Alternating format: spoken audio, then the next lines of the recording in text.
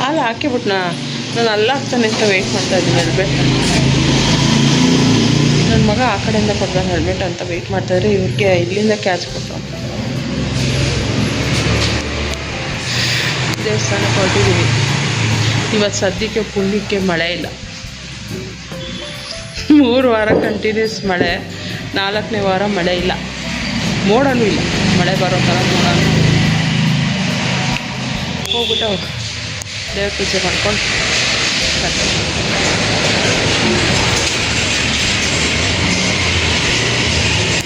Hi friends, welcome back to my channel. ಎಲ್ಲರೂ ಹೇಗಿದ್ದೀರಾ? ಎಲ್ಲರೂ ಚೆನ್ನಾಗಿದ್ದೀರಾ ಅಂತೇಳಿ ಅಂದ್ಕೊಂಡಿದ್ದೀನಿ. ಸ್ಯಾಟರ್ಡೇ ಈವ್ನಿಂಗು ದೇವಸ್ಥಾನಕ್ಕೆ ಹೋಗೋಣ ಅಂತೇಳಿ ಹೊರಟ್ವಿ. ಬರ್ತಾ ದಾರಿನಲ್ಲಿ ಅವತ್ತಿನ ದಿನ ಕೆಂಪೇಗೌಡ ಜಯಂತಿ ಇದ್ದಿದ್ದರಿಂದ ಸೊ SM ಕೃಷ್ಣ ರಸ್ತೆ ಏನು ಮಾಗಡಿ ಟು ಮೈಸೂರು ರೋಡ್ ಏನೋ ಕನೆಕ್ಟ್ ಆಗುತ್ತಲ್ಲ, ಸೊ ಆ ಒಂದು ರೋಡು ಇನಾಗ್ರೇಷನ್ ಇತ್ತು. ಫುಲ್ಲು ಲೈಟಿಂಗ್ಸ್ ಎಲ್ಲ ಹಾಕಿದ್ರು. ಹೋಗುವಾಗಲೇ ಹೋಗೋಣ ಒಳಗಡೆ ಅಂತ ಅಂದರು ಹಸ್ಬೆಂಡು. ಬಟ್ ನಾನೇನಂದರೆ ಫಸ್ಟು ದೇವಸ್ಥಾನಕ್ಕೆ ಹೊರಟಿರೋದು. ದೇವಸ್ಥಾನಕ್ಕೆ ಹೋಗಿ ಪೂಜೆ ಮಾಡಿಸ್ಕೊಂಬಂದ್ಬಿಡೋಣ, ಪೂಜೆ ಮಾಡಿಕೊಂಡು ಆಮೇಲೆ ಹೋಗಿ ನೋಡೋಣ ಅಂಥೇಳಿ ಅಂದ್ಕೊಂಡು ಸುಮ್ಮನೆ ಜಸ್ಟ್ ಒಂದು ಕ್ಲಿಪ್ಪಿಂಗ್ ತೊಗೊಂಡು ಅಲ್ಲಿಂದ ದೇವಸ್ಥಾನಕ್ಕೆ ಹೋದ್ವಿ. ಇವತ್ತೇ ನಾನು ಜಾಸ್ತಿ ಅಲ್ಲಿ ಕ್ಲಿಪ್ಪಿಂಗ್ ತೊಗೊಳ್ಳಿಲ್ಲ, ಯಾಕೆಂದರೆ ಅಲ್ಲಿ ಹೋಗಿದ ತಕ್ಷಣ ಏನಾದರೂ ಸೇವೆ ಮಾಡೋರಿದ್ರೆ ಬಂದು ಮಾಡ್ಬೋದು ಅಂತ ಹೇಳ್ತಾಯಿದ್ರು. ನಮಗೆ ಬತ್ತಿ ಹಾಕೋದಕ್ಕೆ ಹೇಳಿದ್ರು, ಸೊ ಅದನ್ನು ಮಾಡ್ತಾಯಿದ್ವಲ್ವ, ಹಂಗಾಗಿ ನಾನು ವಿಡಿಯೋ ಏನು ಮಾಡ್ಕೊಳ್ಳಿಲ್ಲ. ಕೈ ತೊಳೆದ್ರೆ ಹೋಗಲ್ಲ ಪಾಪ ಎಣ್ಣೆದು. ಇವತ್ತು ದೇವ್ರ ಸೇವೆ ಮಾಡೋ ಸೌಭಾಗ್ಯ ಸಿಕ್ತು ನನಗೆ. ಎಲ್ಲ ತಟ್ಟೆಗಳಿಗೂ ಬತ್ತಿ ಹಾಕ್ಕೊಡೋದಕ್ಕೆ ಕೊಟ್ಟಿದ್ದರು. ಆಲ್ಮೋಸ್ಟ್ ಒಂದು ಅರ್ಧ ಗಂಟೆ ಮಾಡಿಬಿಟ್ಟು ಆಮೇಲೆ ಪೂಜೆ ಮಾಡ್ಕೊಂಡು ಈಚೆ ಬಂದಿದ್ದೀವಿ ಪ್ರಸಾದ ತಿನ್ನೋಣ. ಪ್ರತಿ ಸಲ ಹೋದಾಗಲೂ ಇನ್ನೂ ಪ್ರಸಾದ ಎಲ್ಲ ತಿನ್ನೋದಿಲ್ಲ. ಸೊ ಇವತ್ತಿನ ದಿನ ಪ್ರಸಾದ ತಿನ್ಕೊಂಬರೋಣ ಅಂಥೇಳಿ ಪ್ರಸಾದ ತಿನ್ಕೊಂಡೇ ಬಂದ್ವಿ. ಅಲ್ಲಿಂದ ಬರ್ತಾ ನಾವು ಹೋಗುವಾಗ ಏನು ಅಲ್ಲಿ ಇನಾಗ್ರೇಷನ್ ನೋಡಿದ್ವಲ್ವ, ಅದರೊಳಗಡೆ ಒಂದು ರೌಂಡ್ ಹೋಗೋಣ. ನನಗಿಂತ ಜಾಸ್ತಿ ನನ್ನ ಹಸ್ಬೆಂಡ್ ಎಕ್ಸೈಟ್ಮೆಂಟ್ ಆಗಿದ್ದರು. ಹೋಗಿ ನೋಡಬೇಕು ಹೆಂಗಿದೆ ಏನು ಅಂತ. ಪೂರ್ತಿ ಏನೂ ಹೋಗಿಲ್ಲ, ಒಂದು ಹೋಗಿ ಒಂದು ಯೂಟರ್ನ್ ತೊಗೊಂಡು ಬರೋದಷ್ಟೇ. ಒಂದು ರೋಡ್ ಹೋಗಿ ಅಲ್ಲಿಂದ ಆ ಥರದ್ದು 3 ಜಂಕ್ಷನ್ ಏನೋ ಬರುತ್ತೆ ಅಂತ ಹೇಳಿದ್ರು ಹಸ್ಬೆಂಡು. ಬಟ್ ನನಗೆ ಅದ್ರ ಬಗ್ಗೆ ಎಲ್ಲ ಅಷ್ಟಾಗಿ ಗೊತ್ತಿಲ್ಲ. ಸೊ ಅವ್ರು ಹೇಳಿದ್ದು ಈ ಥರ 3 ಜಂಕ್ಷನ್ ಬರುತ್ತೆ ಅಂತ. ಅವತ್ತಿನ ದಿನ ಏನಂದರೆ ಲೈಟಿಂಗ್ಸ್ ಎಲ್ಲ ಹಾಕಿದ್ರಲ್ಲ, ಅದು ನೋಡೋಕ್ಕೆ ಒಂಥರ ಚೆನ್ನಾಗಿರುತ್ತೆ. ಜೊತೆಗೆ ಒಂದು ಲಾಂಗ್ ಡ್ರೈವ್ ಹೋಗಿ ಬಂದಂಗೂ ಆಗುತ್ತೆ ಅಂತ. ತುಂಬ ಲಾಂಗ್ ಏನಿಲ್ಲ, ಒಂದು ಅರ್ಧ ಕಿಲೋಮೀಟ್ರಷ್ಟು ಇತ್ತೇನೋ ಅಷ್ಟೇ. ಆ ಲೈಟಿಂಗ್ಸ್ ನೋಡೋಣ ಅಂತಲೇ ಹೋದ್ವಿ, ಯಾವ ರೀತಿ ಮಾಡಿರ್ತಾರೆ ಏನು ಎತ್ತ ಎಲ್ಲ ನೋಡೋಣ ಅಂತೇಳಿ ಹೋದ್ವಿ. ತುಂಬ ಚೆನ್ನಾಗಿ ಲೈಟಿಂಗ್ಸ್ ಮಾಡಿರಲಿಲ್ಲ, ಹಾಕಿದ್ರು. ಈಗಂತೂ ಮಾಗಡಿ ಕಡೆಯಿಂದ ಬರೋರ್ಗಂತೂ ಸಖತ್ ಈಸಿ ಆಗಿದೆ. ಸುಮ್ಮನಳ್ಳಿ ಆ ಥರ ಅಲ್ಲಿವರೆಗೂ ಹೋಗೋ ಹಾಗೆ ಎಲ್ಲ ಇಲ್ಲೇ ರೈಟ್ ಅಂತ ತೊಗೊಂಡು ಮೈಸೂರು ರೋಡಿಗೆ ಟಚ್ ಆಗೋ ಥರ ಇದೆ. ಸೊ ಅದರಿಂದ ಟ್ರಾಫಿಕ್ ಕೂಡ ತುಂಬಾ ಅವಾಯ್ಡ್ ಆಗುತ್ತೆ ಅಂತ ಅಂದ್ಕೊಂಡಿದ್ದೀನಿ. ಲೈಟಿಂಗ್ ನೋಡು, ಲೈಟಿಂಗ್ ಹೇಗಿದೆ.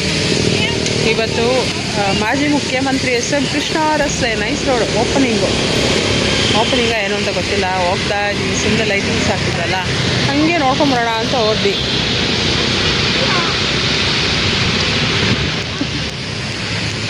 ಚೆನ್ನಾಗಿದೆ ಲೈಟಿಂಗ್. ನನ್ನ ಮಗ ಬಂದಿದ್ರೆ ಇನ್ನೂ ಖುಷಿ ಪಡ್ತಾಯಿತ್ತು ಪಾಪ. ಅದು ಲೈಟಿಂಗ್ ಎಲ್ಲ ಪಾಪ ಅಲ್ಲಿವರೆಗೂ ಹೋಗು ಪಾಪ ಅಲ್ಲಿವರೆಗೂ ಹೋಗು ಪಾಪ ಅಂದಿರೋ ಅವನಿಗೆ ಅಲ್ಲ. ಲೈಟಿಂಗ್ಸ್ ಯಾಕೋ ಚೆನ್ನಾಗಿ ಬರ್ತಾಯಿಲ್ಲ ವಿಡಿಯೋದಲ್ಲಿ. ನೋಡ ಇರು ಹಿಂಗೆ ನೋಡಿದ್ರೆ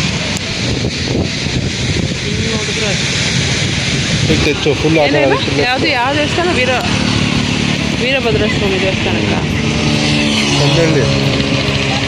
ಕನ್ನಳ್ಳಿ ಕಡೆಯಿಂದ ಬಂದರೆ ಗೊತ್ತಾಯಿದೆ, ಹಂಗೆ ಹೋಯ್ತಾ ಇದೆ ಊರಿಗೆ. ಆವಾಗ ಹೊಸ ರೋಡಲ್ಲಿ ಜರ್ನಿ, ಲಾಂಗ್ ಡ್ರೈವ್. ಪಾಪ ನನ್ನ ಮಗ ಬಂದಿದ್ದರೆ ಸಖತ್ ಖುಷಿ ಪಟ್ಟಿರೋರು. ಅಲ್ಲಿನ ಏನೋ ಗ್ರ್ಯಾಂಡಾಗಿ ಮಾಡಿದ್ದಾರೆ ಅಲ್ಲ. ಎಲ್ಲ ಸರ್ಕಲ್ಲು 4 ಸರ್ಕಲ್ ಇದೇ ಡೇಂಜರು. ಹಾಂ, ಇದೇ ಡೇಂಜರ್ ಇದು. ಏನು ಡೇಂಜರು? ಸರ್ಕಲ್ಲು 4 ಸರ್ಕಲ್ ಬರ್ತದೆ, ರೈಟು ಲೆಫ್ಟು ಹೋಗ್ಬೋದು. ಹೋಗೋದು ಸರ್ವಿಸ್ ರೋಡಲ್ಲಿ ಹಂಗೆ ಬಂದರೆ ಈಸಿ, ವಿತೌಟ್ ಏನು ಪ್ರಾಬ್ಲಮ್. ನನ್ನ ಹಸ್ಬೆಂಡ್ ಅಂತೂ ಜಂಕ್ಷನ್ ಬಗ್ಗೆ ಜ್ಞಾನ ಕೊಡ್ತಾಯಿದ್ರು ನನಗೆ. ಅದು ಹಂಗೆ ಹಿಂಗೆ ಅಂತ ಹೇಳ್ತಾಯಿದ್ರು. ಬಟ್ ನನಗೆ ಅದ್ರ ಬಗ್ಗೆ ಎಲ್ಲ ಅಷ್ಟೊಂದು ಐಡಿಯಾ ಇಲ್ಲ. ಗಾಡಿ ಓಡಿಸೋರ್ಗಾದರೆ ಅದೆಲ್ಲ ಐಡಿಯಾಗಳಿರುತ್ತೆ, ಏನು ಪ್ರಾಬ್ಲಮ್ ಏನು ಎತ್ತ ಮತ್ತು ಹೆಂಗೆ ಹೋದರೆ ಯಾವ ರೀತಿ ಟಚ್ ಆಗುತ್ತೆ ಅನ್ನೋದೆಲ್ಲ. ಸೊ ಲೈಟಿಂಗ್ಸ್ ಅಂತೂ ಸಖತ್ತಾಗಿ ಮಾಡಿದರು. ಅದನ್ನೆಲ್ಲ ನೋಡಿಕೊಂಡು ಒಂದೇ ಜಂಕ್ಷನ್ವರೆಗೂ, ಮತ್ತು ಅಲ್ಲಿ ತುಂಬ ಜನ ನಿಂತ್ಕೊಂಡು ಫೋಟೋಸ್ ಅಂತೆ ವೀಡಿಯೋಸ್ ಅಂತೆ ಎಲ್ಲ ಮಾಡ್ಕೊಳ್ತಾಯಿದ್ರು. ಅಲ್ಲಿಂದ ಮುಗಿಸ್ಕೊಂಡು ನಾವು ಕೂಡ ಮನೆಗೆ ಹೋಗ್ಬಿಡೋಣ, ಏಕೆಂದರೆ ನನ್ನ ಮಗ ಒಬ್ಬನೇ ಇರ್ತಾನಲ್ವ, ಪಾಪ ವೆಯ್ಟ್ ಮಾಡ್ತಾ ಇರ್ತಾನೆ ಅಂದ್ಬಿಟ್ಟು ಹೊರಡೋಣ ಅಂಥೇಳಿ ಹೊರಟ್ವಿ. ಹಿಂದೆನೇ ರಿಟರ್ನ್ ಹೋದ್ವಿ. ಸೊ ತುಂಬ ಚೆನ್ನಾಗಿತ್ತು ಲೈಟಿಂಗ್. ನೀವು ಯಾರು ನೋಡಿದರೆ ನನಗೆ ಕಮೆಂಟ್ ಮಾಡಿ ಆಯಿತಾ, ಅವತ್ತಿನ ದಿನ ಹೋಗಿದ್ರಾ ಏನು, ಮೇ ಬಿ ಫ್ರೀ ಇತ್ತಾ ಅವತ್ತಿನ ದಿನ ಓಡಾಡೋದು ಅಂತ ಗೊತ್ತಿಲ್ಲ.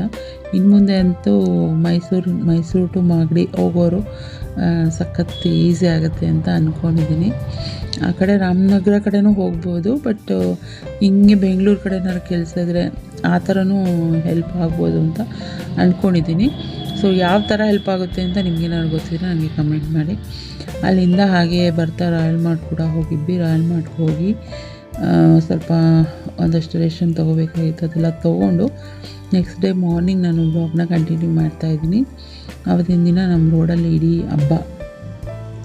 ರೋಡಲ್ಲಿ ಹೋಗೋರಿಗೆಲ್ಲ ಕನ್ಫ್ಯೂಸ್, ಏನು ಈ ರೋಡಲ್ಲಿ ಏನಿದೆ ಅನ್ನೋ ಥರ. ಏಕೆಂದರೆ ಇದೇ ಥರ 3 ರೋಡಲ್ಲಿ ರಂಗೋಲಿ ಕಾಂಪಿಟೇಷನ್ ಇತ್ತು, ಬಟ್ ನಮ್ಮದಂದರೆ ಸ್ವಲ್ಪ ಹೈವೇ ಥರ ಇದೆ, ಯಾವಾಗಲೂ ಗಾಡಿಗಳು ಓಡಾಡ್ತಾ ಇರುತ್ತೆ. ಎಲ್ಲರೂ ಅವ್ರವ್ರ ಮುಂದೆ ಮನೆ ಮುಂದೆ ರಂಗೋಲಿ ಬಿಟ್ಟು ಕಲರೆಲ್ಲ ಹಾಕ್ತಾಯಿದ್ದಿದ್ದು ನೋಡಿ ರೋಡಲ್ಲಿ ಹೋಗೋರಿಗೆಲ್ಲ ಕನ್ಫ್ಯೂಸ್ ಆಗ್ತಾಯಿತ್ತು, ಇವತ್ತು ಯಾವ ಹಬ್ಬ ಏನು ಎತ್ತ ಅಂತ. ರೋಡಲ್ಲಿ ಹೋಗೋರಿಗೆಲ್ಲ ಕನ್ಫ್ಯೂಷನ್ ಆಗ್ತಾಯಿದೆ ರೀ, ಇವತ್ತೇನು ಈ ರೋಡಲ್ಲಿ ಹಬ್ಬ ಅಂತ. ಎಲ್ಲರ ಮನೆ ಮುಂದೆ ರಂಗೋಲಿ ಹಾಕಿ ಕಲರ್ ಹಾಕ್ತಾವ್ರಲ್ವ, ಅದಕ್ಕೆ ಎಲ್ಲರಿಗೂ ಕನ್ಫ್ಯೂಷನು. ತಿರುಗಿ ನೋಡ್ಕೊಂಡು ಬೇರೆ ಹೋಗ್ತಾ ಇದ್ದ ಯಾರೋ ಒಬ್ಬ, ಯಾಕೆ ಬಣ್ಣ ಕಲರೆಲ್ಲ ಹಾಕ್ತಾವ್ರಲ್ಲ, ಏನು ಹಬ್ಬ ಇವತ್ತು ಅಂತ. ಇವತ್ತು ನಮ್ಮ ರೋಡಲ್ಲಿ ರಂಗೋಲಿ ಕಾಂಪಿಟೇಷನ್ ಇದೆ. ಸೊ ಹಾಗಾಗಿ ಎಲ್ಲರೂ ರಂಗೋಲಿ ಹಾಕಿ ಕಲರ್ ಹಾಕಿದ್ದಾರೆ. ಅಂದರೆ ಪಾರ್ಟಿಸಿಪೇಟ್ ಮಾಡಿದವ್ರಿಗೆಲ್ಲನೂ ಪ್ರೈಸ್ ಇದೆ ಅಂತೆ. ಪ್ರೈಸ್ ಮೀನ್ಸ್ ಅದೇ ಸರ್ಟಿಫಿಕೇಟ್ ಕೊಡ್ತಾರೆ. ಆಮೇಲೆ ಗೆದ್ದವ್ರಿಗೆ 3 ಪ್ರೈಸ್ ಇರುತ್ತೆ, ಅವು ಫಸ್ಟು ಸೆಕೆಂಡು ತರ್ಡು ಆ ಥರ 3 ರೋಡ್ಗೇನೋ ಮಾಡಿದ್ದಾರಂತೆ. ಅಯ್ಯೋ ದೇವ, ನಾನು ಅದಕ್ಕೆ ಪಾರ್ಟಿಸಿಪೇಷನ್ ಇಂಪಾರ್ಟೆಂಟ್ ಅಂದ್ಬಿಟ್ಟು ಚೊಕ್ಕದಾದ ರಂಗೋಲಿನ ಬಿಟ್ಟು ಬಂದಿದ್ದೀನಿ. ತುಂಬ ದೊಡ್ಡದು ಬಿಟ್ಬಿಟ್ಟು ಸೊಂಟ ನೋವು ಮಾಡಿಕೊಂಡು ಕಲರ್ ಹಾಕೋದಕ್ಕಿಂತ ಬೆಸ್ಟು ಯಾರು ಹೆಲ್ಪ್ ಇದ್ದರೆ ಮಾಡ್ಬೋದು. ಯಾರೂ ಇಲ್ಲ ಹೆಲ್ಪಿಗೆ. ನನ್ನ ಮಗ ಮಲ್ಕೊಂಡಿದ್ದಾನೆ, ಇವತ್ತು ಸಂಡೇ ಅಲ್ವಾ, ಮಮ್ಮಿ ಲೇಟಾಗಿ ಎದ್ದೇಳ್ತೀನಿ ಇವತ್ತು, ಆರಾಮಾಗಿ ಎದ್ದೇಳ್ತೀನಿ ಅಂದ. ಅದಕ್ಕೆ ಆಯಿತು. ಇನ್ನು ನಮ್ಮ ಮನೆಯವರು ನಿಂತ್ಕೊಂಡು ನೋಡ್ತಾರೆ, ಅಟ್ಲೀಸ್ಟ್ ಒಂದು ವೀಡಿಯೋನೂ ಮಾಡ್ಕೊಂಡಿಲ್ಲ ನಾನು ಹಾಕಿರೋ ವೀಡಿಯೋನ, ಅಲ್ಲ ರಂಗೋಲಿನ. ನಿಂತ್ಕೊಂಡಿದ್ದಲ್ಲ, ಅಲ್ಲೇ ನನ್ನ ಮೊಬೈಲ್ ಇತ್ತಪ್ಪ, ಎತ್ಕೊಂಬಂದ್ಬಿಟ್ಟು ಒಂಚೂರು ವೀಡಿಯೋ ಮಾಡ್ಕೊಬಿಟ್ಟಿದ್ರೆ ನಾನು ಹಾಕಿರೋದನ್ನ, ಹಾಕ್ತಾ ಇರೋದನ್ನ ನಾನೇ ಹಾಕಿದ್ದೀನಿ ಅಂತ ಪ್ರೂಫ್ಗೆ. ನಾನೇ ಹಾಕಿದ್ದು ಪ್ರೂಫ್, ನಾನೇ ಕೊಡ್ತಾಯಿದ್ದೀನಿ. ನಾನೇ ಆ ರಂಗೋಲಿನ ಹಾಕಿರೋದು. ಹೇಗಿದೆ ಅಂತ ನನಗೆ ಕಮೆಂಟ್ ಮಾಡಿ ಆಯಿತಾ. ನೋಡೋಣ ಯಾರಿಗೆ ಬರುತ್ತೆ ಫಸ್ಟ್ ಪ್ರೈಸ್ ಸೆಕೆಂಡ್ ಪ್ರೈಸ್ ಅಂತ.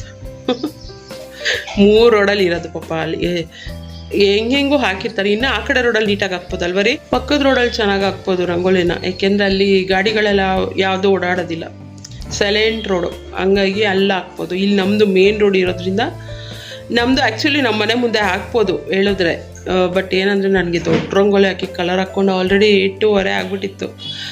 ಇನ್ನು ದೊಡ್ಡ ರಂಗೋಲಿ ಹಾಕ್ಕೊಂಡು ಕಲರ್ ಹಾಕ್ಕೊಂಡು ನಿಂತ್ಕೊಳ್ಳೋದಕ್ಕಿಂತ ಬೆಸ್ಟು ಚಿಕ್ಕದು ಹಾಕ್ಬಿಟ್ಟು ಬರೋಣ ಅಂತೇಳಿ ಹಾಕಿ. ನೆನ್ನೆ ದೇವಸ್ಥಾನದಿಂದ ಬರ್ತಾ ಹಾಗೆ ಜಾಮೂನ್ ಪ್ಯಾಕೆಟ್ ಕೂಡ ತೊಗೊಂಬಂದಿದ್ದೆ. ಜಾಮೂನ್ ಮಾಡ್ಬೇಕು ಇವಾಗ.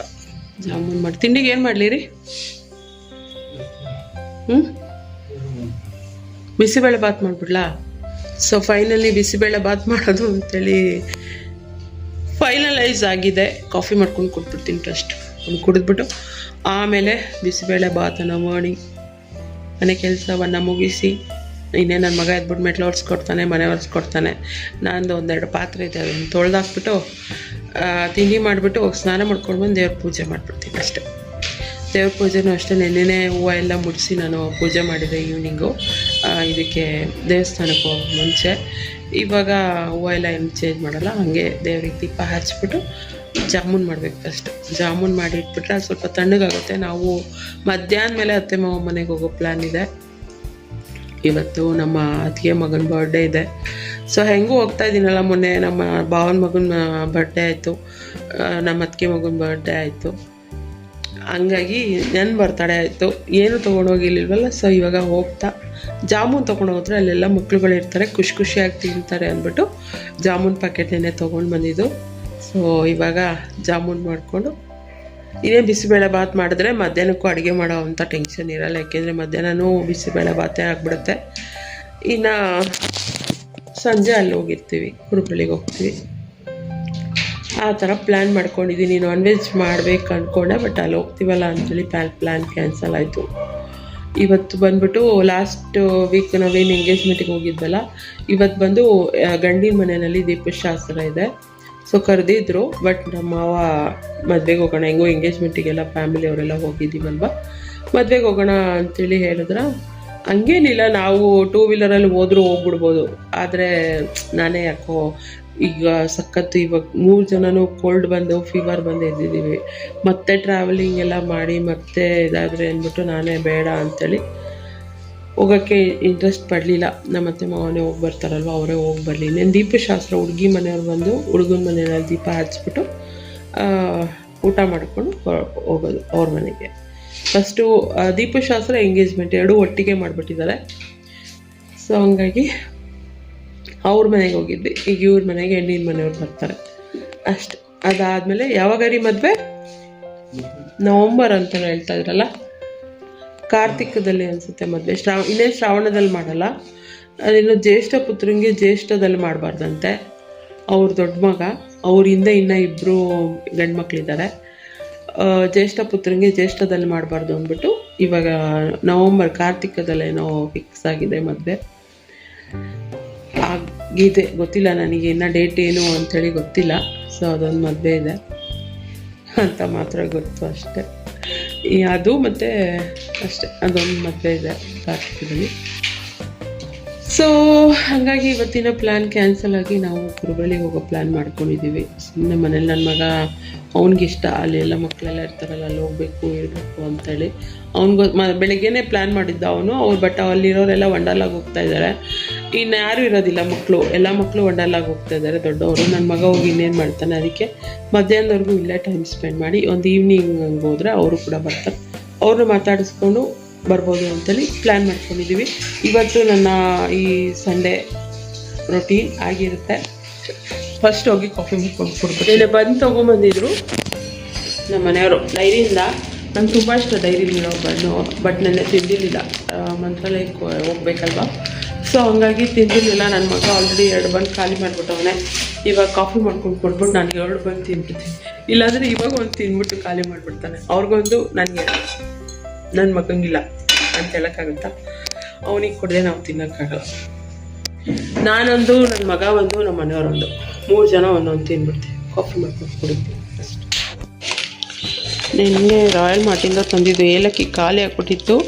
ಡಿ ಮಾರ್ಟಲ್ಲಿ ಇರೋದೇ ಇಲ್ಲ ಏಲಕ್ಕಿ ಎಲ್ಲ, ಈ ಥರ ಚಿಕ್ಕ ಪ್ಯಾಕೆಟ್, ದೊಡ್ಡ ಪ್ಯಾಕೆಟ್ ಇರುತ್ತೆ, ಅದಕ್ಕೆ 300 400 ಆ ಥರ ಇರುತ್ತೆ. ಇನ್ನು ಈ ಬಿಸ್ಕೆಟ್ ನನ್ನ ಮಗಂಗೆ ಇಷ್ಟ ಅಂತೇಳಿ ತೊಗೊಂಡೆ. ಇನ್ನು by 1 get 1 MTR jamun packet. ನೋಡೋಣ, 1 ಮಾಡೋದ 2 ಮಾಡೋದ. 1 ಮಾಡ್ತೀನಿ, ಇನ್ನೊಂದು ನನ್ನ ಮಗನ ಬರ್ಡೇ ಇದೆ. ಸೊ ಅವಾಗ ಅವನ ಬರ್ತ್ಡೇ ದಿನ ಮಾಡ್ತೀನಿ. ಇನ್ನು ಅದು ಬಿಟ್ಟರೆ ಆರ್ಲಿಕ್ಸ್, ನನ್ನ ಮಗನಿಗೆ ಆರ್ಲಿಕ್ಸ್.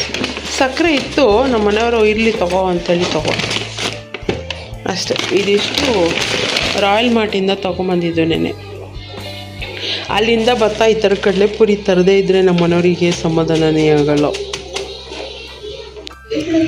ಕಾಫಿ ವಿತ್ ಬನ್, ಬನ್ನಿ, ಸಂಡೇ ಸ್ಟಾರ್ಟ್ ಆಗಿರೋದೆ ಕಾಫಿ ವಿತ್ ಬನ್ ಜೊತೆ. ನನ್ನ ಮಗ ಇನ್ನೂ ಎದ್ದಿಲ್ಲ, ಸೊ ಹಂಗಾಗಿ ಇವ್ರಿಗೆ ಕಾಫಿ ಮಾಡಿಕೊಟ್ಟಿದ್ದೀನಿ. ಬನ್ನು ತೊಳಿ.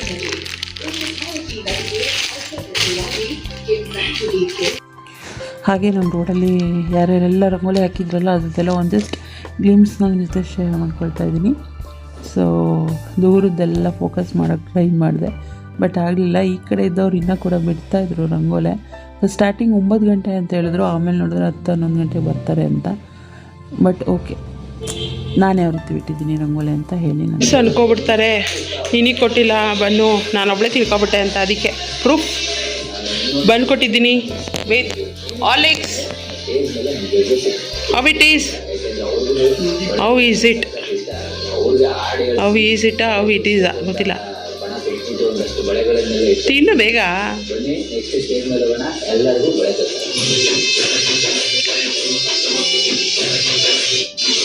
ಇದೆಯ ಸೋತೆಕಾಯಿ ಆಮೇಲೆ ನೆನಪಿದೆಯ ಸೋತೆಕಾಯಿ ಚಿಪ್ಪೆ ನಾನೆನಗೆ ಬಿಡಿಸ್ಕೊಂಡು ಕೊಟ್ಟೆ ಪೀಸ್ ಪೀಸ್ ಮಾಡಿ ಬಾಗಿ. ನಮ್ಮ ಯಜಮಾನ್ರು ಬಾತ್ರೂಮ್ ಸಿಂಗಿಂಗ್ ಜೊತೆಗೆ ಅವ್ರದ್ದೇ ಆದಂಥ ಸ್ಪೆಷಲ್ ಲಿರಿಕ್ಸ್ ಹೇಗಿದೆ ಅಂತ ಕಮೆಂಟ್ ಮಾಡಿ ಆಯಿತಾ. ಸೊ ಫಸ್ಟಿಗೆ ನಾನು ಬಿಸಿಬೇಳೆ ಬಾತ್ಗೆ ತರಕಾರಿ ಅಕ್ಕಿ ಎಲ್ಲ ಬೇಯಕ್ಕೆ ಇಟ್ಬಿಟ್ಟು ಆಮೇಲೆ ಹೋಗಿ ಸ್ನಾನ ಮಾಡ್ಕೊಂಡು ಬಂದೆ. ಬೇಗನೆ ಅವತ್ತು ಮನೆ ಕೆಲಸ ಎಲ್ಲ ಮುಗಿಸ್ಬಿಟ್ಟಿದ್ವಿ. ಫ್ರೆಶ್ ಅಪ್ ಆಗಿ ಬಂದ್ಬಿಟ್ಟು ಫಸ್ಟು ಪೂಜೆ ಮಾಡೋಣ ಅಂಥೇಳಿ ಎಲ್ಲ ಬಾಗಿಲಿಗೆಲ್ಲ ಒರೆಸಿ ರಂಗೋಲಿ ಎಲ್ಲ ಬಿಟ್ಟೆ. ಬಟ್ ಆಮೇಲೆ ಹೊಟ್ಟೆ ಹಶ್ವಾಗುತ್ತೆ, ಫಸ್ಟು ಒಗ್ಗರಣೆ ಹಾಕ್ಬಿಡು ಅಂದ್ರೆ ಸರಿ ಬಿಸಿಬೇಳೆ ಬಾತಿಗೆ ಒಗ್ಗರಣೆ ಹಾಕ್ಬಿಟ್ಟೆ ಪೂಜೆ ಮಾಡೋಣ ಅಂಥೇಳಿ ಫಸ್ಟು ಬಿಸಿಬೇಳೆ ಬಾತಿಗೆ ಒಗ್ಗರಣೆ ಹಾಕಿದೆ. ಸೊ ನಾನು ಮಾಡೋ ರೀತಿ ಇದೇ ಥರ ನಾನು ಆಲ್ಮೋಸ್ಟ್ 90 ಸಲ ರೆಸಿಪಿನ ಶೇರ್ ಮಾಡ್ಕೊಂಡಿದ್ದೀನಿ. ಹಾಗಾಗಿ ಇಲ್ಲೇ ನಾನು ರೆಸಿಪಿ ಎಲ್ಲ ಶೇರ್ ಮಾಡ್ತಾಯಿಲ್ಲ. ತರಕಾರಿ ಬೇಳೆ ಎಲ್ಲ ಬೇಯಿಸ್ಕೊಂಡು ಅದಾದಮೇಲೆ ಒಗ್ಗರಣೆ ಮಾಡ್ಕೊಳ್ತೀನಿ. ಈರುಳ್ಳಿ, ಒಣಮೆಣ್ಸಿನ್ಕಾಯಿ, ಹಿಂಗು, ಟೊಮೊಟೊ ಮತ್ತು ಬಿಸಿಬೇಳೆ ಬಾತ್ ಪೌಡರ್ ಎಲ್ಲ ಹಾಕಿ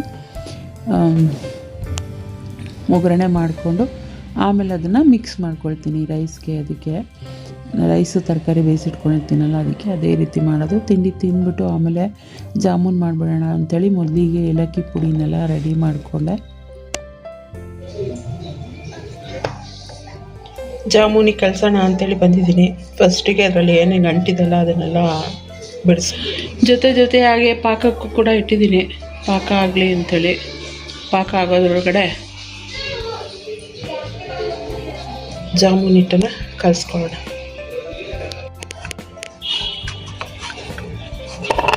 ಜಾಮೂನ್ ಹಿಟ್ಟನ್ನು ಕಲಸಿದಾಯಿತು. ಸೊ ಇದನ್ನು ಸ್ವಲ್ಪ ಹೊತ್ತು ರೆಸ್ಟ್ ಮಾಡೋಕ್ಬಿಡೋಣ. ರೆಸ್ಟ್ ಮಾಡೋಯ್ತಾ ನೀನು? ಆಮೇಲೆ ಒಂದು 10 ನಿಮಿಷ ಆದಮೇಲೆ ಉಂಡೆ ಮಾಡ್ತೀನಿ. ಯು ಟೇಕ್ ರೆಸ್ಟ್ ನಾವು. ಟಡಾ ಕೈ ರೆಸ್ಟ್ ಮಾಡು ಅಂದರೆ ಉಂಡೆ ಆಗ್ಬಿಟ್ಟೈತೆ. ಸ್ವಲ್ಪ ನಾನೇ ಉಂಡೆ ಮಾಡಿಟ್ಟಿರೋದು. ಈ ಕಡೆ ಎಣ್ಣೆ ಕಾಯಕ್ಕಿಟ್ಟಿದ್ದೀನಿ. ಇಲ್ಲಿ ಪಾಕ ರೆಡಿ ಆಗ್ತಾಯಿದೆ. ಪಾಕ ಇನ್ನೇನು ಫೈನಲ್ ಸ್ಟೇಜಿಗೆ ಬಂದಿದೆ. ಪಾಕ ಫೈನಲ್ ಸ್ಟೇಜಿಗೆ ಬಂದಮೇಲೆ ಆಫ್ ಮಾಡಿಬಿಟ್ಟು ಏಲಕ್ಕಿ ಪುಡಿನ ಹಾಕ್ತೀನಿ. ಜೊತೆಗೆ ಪೈನಾಪಲ್ ವೆನಿಗರ್ ಕೂಡ ಹಾಕ್ತೀನಿ. ಏನು ಹೇಳ್ತಾರೆ, ಜೊತೆಗೆ ಪೈನಾಪಲ್ ಎಸೆನ್ಸ್ ಕೂಡ ಹಾಕ್ತೀನಿ. ನಾಟ್ ವೆನಿಗರ್, ಎಸೆನ್ಸ್ ಹಾಕ್ತೀನಿ. ಎಣ್ಣೆ ಕಾಯಿದೆ, ಹಾಕಿ ನೋಡ್ತೀನಿ. ಎಣ್ಣೆ ತುಂಬ ಕಾಯ್ದುಬಿಟ್ರು ಸೀದೋಗ್ಬಿಡುತ್ತೆ. ಸೊ ಹಂಗಾಗಿ ಎಣ್ಣೆ ಕಾಯಕ್ಕೆ ಮೊದಲೇ ಹಾಕ್ಬಾರ್ದು. ಎಣ್ಣೆ ಕಾಯಕ್ಕೆ ಮೊದಲು ಹಾಕ್ಬಾರ್ದು, ತುಂಬ ಎಣ್ಣೆ ಕಾಯ್ದ್ಮೇಲೂ ಹಾಕ್ಬಾರ್ದು. ಈಗ ಕರೆಕ್ಟಾಗಿ ಕಾಯ್ದು ಹಾಕೋಣ.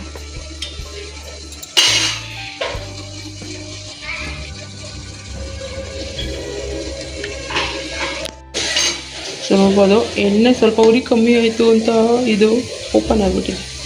ಉರಿ ಕಮ್ಮಿ ಆದರೆ ಈ ಥರ ಓಪನ್ ಆಗಿಬಿಡುತ್ತೆ. ಕರೆಕ್ಟಾಗಿತ್ತು ಅಂದರೆ ಈ ಥರ ರೌಂಡಾಗೇ ಇರುತ್ತೆ. ನಾನು ಅದು ಅಬ್ಸರ್ವ್ ಮಾಡಿರೋದು. ಎಣ್ಣೆ ಕರೆಕ್ಟಾಗಿ ಕಾಯ್ದಿದ್ರೆ ರೌಂಡಾಗಿ ಇರುತ್ತೆ.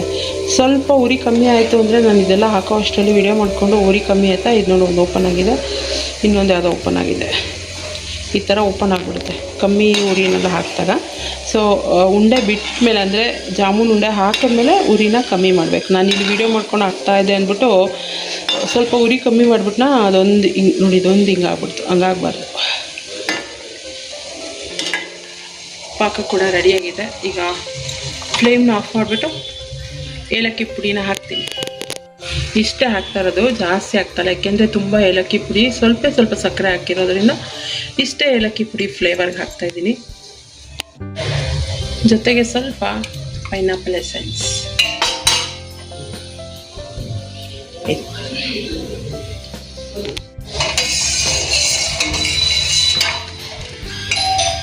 ಹೀಗೆ ಹೊರಗಡೆ ತಣ್ಣಗಾಗ್ಬಿಟ್ಟಿರ್ತೀನಿ. ಸ್ವಲ್ಪ ತಣ್ಣಗಾಗಲಿ, ತುಂಬ ಬಿಸಿ ಬಿಸಿನೂ ಬೇಡ. ಹಿಡ್ಕೋಬೇಕಪ್ಪ ಅಂತ ನನಗೆ ಈ ವಿಡಿಯೋ ಮಾಡಿದ್ನಲ್ಲ, ಅಲ್ಲ ರಂಗೋಲಿ ಹಾಕಿದ್ನಲ್ಲ, ಆ ಖುಷಿಗೆ ಕೂಪನ್ ಕೊಟ್ಟಿದ್ದಾರೆ. ಎಲ್ಲರಿಗೂ ಹಾಕ್ದವ್ರು ಪಾರ್ಟಿಸಿಪೇಟ್ ಮಾಡಿದವ್ರಿಗೆಲ್ಲ ಪ್ರೈಸ್ ಅಂತೆ. ಕೂಪನ್ ಕೊಟ್ಟಿದ್ದಾರೆ. ಅದು ಅವರು ಪ್ರೈಸ್ ತೊಗೊಂಬಂದಾಗ ಫೋನ್ ಮಾಡ್ತಾರಂತೆ, ಅವಾಗ ಹೋಗಿ ಈಸ್ಕೋಬೇಕಂತೆ ನಾವು ಒಂದು ರಂಗೋಲಿ ಹಾಕಿದ್ದಕ್ಕೆ ಪ್ರೈಸ್. ಆ ಖುಷಿನಲ್ಲಿ ಜಾಮೂನ್ ಹಾಕಿರೋದನ್ನ ಬಿಟ್ಬಿಟ್ಟು ಹಂಗೆ ಹೋಗ್ಬಿಟ್ಟಿದ್ದೀನಿ. ಡೌನ್ ಮಾಡು. ಇದು ಅಂದರೆ ಇದಾಗಿಲ್ಲ, ಸಣ್ಣ ಉರಿ ಮಾಡಿದೆ, ತಿರುಗಿಸ್ಬೇಕಾಗಿತ್ತು. ಪಾಪ ನಮ್ಮ ಮನೆಯವ್ರು ತಿರುಗಿಸಿದ್ದಾರೆ. ಒಂದು ಸೈಡ್ ಮಾತ್ರ ಬೆಂದಿದೆ, ಇನ್ನೊಂದು ಸೈಡ್ ಬೆಂದಿಲ್ಲ, ಅದಕ್ಕೆ ಬೇಯಿಸ್ತಾ ಇದ್ದೀನಿ. 2 ಸೈಡ್ ಬೇಯಲಿ ಅಂದ್ಬಿಟ್ಟು. ಬ್ಲ್ಯಾಕ್ ಥರ ಆಗ್ಬಿಟ್ಟು ಏನು ಮಾಡೋಕ್ಕಾಗಲ್ಲ. ಓಕೆ ಕ್ಯಾಮ್ರಾಮ್ಯಾನ್ ಫೋಕಸ್ ಕರೋ, ಜಾಮೂನ್ ಫೋಕಸ್ ಕರೋ. ಆಮೇಲೆ ಜಾಮೂನ್ ಜೊತೆಗೆ ಇದನ್ನ ಹಾಕ್ಬಿಟ್ಟಿಯ. ಆಫ್ ಮಾಡು. ಅಲ್ಲಿ ನೋವು ಕಣೋ ಶಿಶಿರ್, ಅವತ್ತು ಇದು ಬಿದ್ದಿತ್ತಲ್ಲ, ಅದೇ ಬಾಡಿ ಲೋಷನ್ನೇ ಬಿದ್ದಿದ್ದು ಆ ಮೂಳೆ ಮೇಲೆ, ಅದೇ ಪೇನು. ನಾವೇನೋ ಸ್ವಿಮ್ಮಿಂಗ್ ಪೂಲಲ್ಲೇ ಬಿದ್ದು ಓದಾಡ್ತಿದ್ವಿ. ಏನ್ ಕೆಲವೊಬ್ರು ಏನ್ ಒಟ್ಟೋಗರೆ ಇಡೀ ಒಂಡಲ್ಲ ತಿಳ್ಕೊಂಡು. ಇವತ್ತು ಅಭಿ ಮಾಮ, ಶಶು ಮಾಮ, ರಕ್ಷು ಅಕ್ಕ, ಮಂಜು ಅಣ್ಣ ಎಲ್ಲ ನಿನಗೂ ಸಿಕ್ಕಿರೋದು. ನಂದು ಬರ್ತಡೇ ಮಂತೆ. ಏನು ಮಂಡಲನಲ್ಲಿ ಆಫರು, ಬರ್ತಡೇ ಮಂತ್, ಈ ಮಂತು ಯಾರ್ದು ಬರ್ತಡೇ ಇರುತ್ತೆ ಅವ್ರಿಗೆ 1 ಟಿಕೆಟ್ ತೊಗೊಂಡ್ರೆ 1 ಟಿಕೆಟ್ ಫ್ರೀ ಅಂತ. ಸೊ ಹಂಗಾಗಿ ನಮ್ಮ ಭಾವನ ಮಗಂದು ಮತ್ತು ನಮ್ಮ ಅಣ್ಣನ ಮಗಂದು ಇಬ್ಬರದು ಬರ್ತಡೇ ಇವತ್ತು. ಬರ್ತಡೇ ಇತ್ತು ಈ ಮಂತಲ್ಲಿ ಅಂದ್ಬಿಟ್ಟು ಇಬ್ಬರು ಒಂದೊಂದು ಟಿಕೆಟ್ ಫ್ರೀ ತೊಗೊಂಡು ಹೋಗೋರೆ. ನಂದು ಬರ್ತಡೇ ಇತ್ತು, ನನ್ನ ಮಗನಿಗೂ ಕೊಡಿಸ್ತಾ ಇದ್ದೆ ಫ್ರೀ ಟಿಕೆಟ್. ಆದರೆ ಅವನು ಅವ್ರ ಸ್ಕೂಲಿಂದ ಹೋಗಿ ಬಂದವನಲ್ಲ, ಇನ್ನೇನಕ್ಕೆ ಅವನ ಜೊತೆಗೆ ಹೋಗಿ ಇನ್ನೊಬ್ರನ್ನ ಯಾರು ಹುಡುಕ್ಲಿ. ನಾನಂತೂ ಹೋಗಲ್ಲಪ್ಪ, ನನಗೂ ಕೋಲ್ಡ್ ಆಗಿಬಿಟ್ಟಿದೆ. ನಾನಂತೂ ಹೋಗಲ್ಲ ಸದ್ಯ. ಇವಾಗ ಕೋಲ್ಡ್ ಎಲ್ಲ ಹುಷಾರಾಗಿದ್ದೀನಿ. ಆ ನೀರಲ್ಲಿ ಆಟ ಆಡೋದು ಸಾಕು, ಮನೇಲಿ ಕೋಲ್ಡ್ ಆಗಿ ಇದಾಗೋದು ಸಾಕು. ನಾನು ಹೋಗಿ ಬಂದಿದ್ನಲ್ಲ ಹೋದ ವರ್ಷ. ಫೈನಲಿ ನನ್ನ ಜಾಮೂನ್ ಕೂಡ ಕಂಪ್ಲೀಟ್ ಆಯಿತು. ಇದೆಲ್ಲ ಇಗ್ನೋರ್ ಮಾಡಿ, ಏಕೆಂದರೆ ಅವ್ರು ಕೂಪನ್ ಕೊಟ್ಟರು ಅನ್ನೋ ಖುಷಿಗೆ ಫಸ್ಟ್ ಏನಿದೆ ಅದು ಇದಾಗಿದೆ. ಬಟ್ ಆದರೂ ಏನೂ ಇದಾಗಿಲ್ಲ, ಚೆನ್ನಾಗಿದೆ ಟೇಸ್ಟ್ ಮಾತ್ರ. ಸೊ ಇನ್ನು ಮಿಕ್ಕಿದೆಲ್ಲ ನಾರ್ಮಲ್ ಆಗಿದೆ. ಈಗ ಇದನ್ನು ತೊಗೊಂಡು ಕುರುಬ್ರಳ್ಳಿಗೆ ಹೋಗಬೇಕು. ಕುರುಬ್ರಳ್ಳಿಗೆ ಹೋದ್ಮೇಲೆ ಏನೇನಾಯಿತು ಎಲ್ಲ ಅದನ್ನು ನಾನು ನೆಕ್ಸ್ಟ್ ಬ್ಲಾಗಲ್ಲಿ ಶೇರ್ ಮಾಡ್ತೀನಿ. ಈ ಬ್ಲಾಗ್ನ ಇಲ್ಲಿಗೆ ಎಂಡ್ ಮಾಡ್ತೀನಿ. ವಿಡಿಯೋ ಇಷ್ಟ ಆಗಿದ್ದರೆ ಪ್ಲೀಸ್ ಲೈಕ್, ಕಮೆಂಟ್, ಶೇರ್ ಮಾಡೋದನ್ನು ಮರಿಬೇಡಿ. ಚಾನಲ್ಗೆ ಹೊಸಬರಾದರೆ ಪ್ಲೀಸ್ ನನ್ನ ಚಾನಲ್ನ ಸಬ್ಸ್ಕ್ರೈಬ್ ಮಾಡ್ಕೊಂಡು ನನಗೆ ಸಪೋರ್ಟ್ ಮಾಡಿ. ಸಿಗ್ತೀನಿ ನೆಕ್ಸ್ಟ್ ವೀಡಿಯೋದಲ್ಲಿ. ಅಲ್ಲಿವರೆಗೂ ಥ್ಯಾಂಕ್ಸ್ ಫಾರ್ ವಾಚಿಂಗ್.